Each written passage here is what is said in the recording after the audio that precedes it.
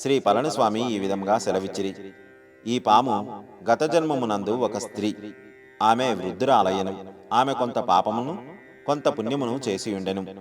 ఒక పర్యాయము దత్తభక్తుడైన ఒక బ్రాహ్మణునకు ఆమె అన్నము పెట్టెను. దత్తుడు చాలా సులభముగా ప్రసన్నమగు తత్వము గలవాడు. ఈమె మరణించిన తర్వాత యమలోకమునకు పోయెను. యమధర్మరాజు ఈమెనిట్లు ప్రశ్నించెను, నీవు కొంత పాపమును కొంత పుణ్యమును చేసుకొని ఇంటివి. దత్తభక్తుడైన బ్రాహ్మణునకు అన్నము పెట్టుట వలన నీకు మహాఫలము సిద్ధించినది.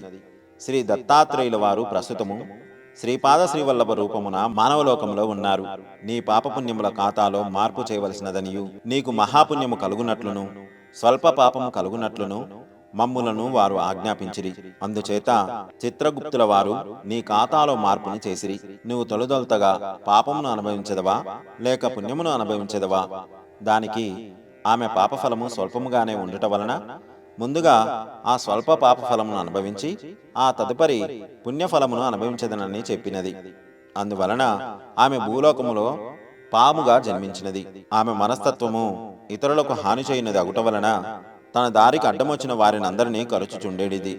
అందువలన దానికి మరింత పాపఫలము తోడగుచున్నది. నాయన, సర్పములలో 4 జాతులుండును. మొదటి రకము పాములు ఎవరికి హాని చేయక కేవలము గాలిని ఆహారముగా చేసుకొని యోగుల వలె జీవించును.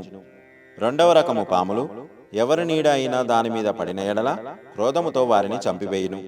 మూడవ రకము పాములు నరుని కంట పడకుండా ఉండగలందులకు ప్రయత్నించును. ఒకవేళ నరుడు ఎదురైన ఎడల భయముతో పారిపోవును.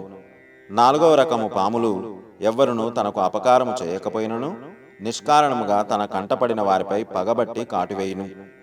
ఆ వృద్ధ స్త్రీ రజోగుణ పూరితరాలు కనుక తన దాపులకు వచ్చిన మాధవుణ్ణి కాటువేసెను. ఆమె పూర్వపుణ్య వశమున మాధవుణ్ణి కాటువేసినది. మాధవుడు పూర్వజన్మములోని పాపవశమున విగతజీవుడయ్యను. శ్రీపాదుల వారి అనుగ్రహం వలన ఆ వృద్ధ స్త్రీ త్వరలోనే తన నాగజన్మము నుండి విముక్తురాలై ఉన్నత లోకమును పొందెను. జీవుడు పిండావస్థలో సర్పిలాకారంలో ఉండును.